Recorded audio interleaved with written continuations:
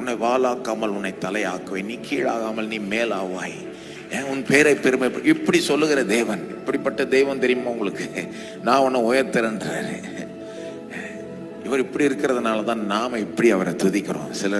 சில நேரம் புரிஞ்சுக்க மாட்டாங்க. ஏன் இப்படி மியூசிக்கை போடணுமா, இப்படி இவ்வளோ பிரம்மாண்டமா காரியங்களை செய்யணுமா, இந்த அளவுக்கு எதுக்கு தேவை அப்படின்றாங்க. நம்முடைய தேவனுக்கு இதை விட 100 மடங்கு செஞ்சா கூட பத்தாது.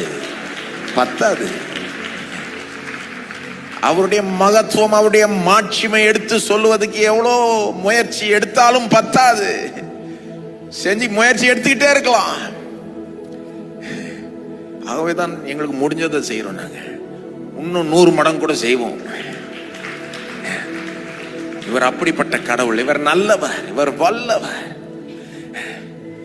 நம்முடைய விண்ணப்பத்துக்கு பதில் அளிக்கிறவர்.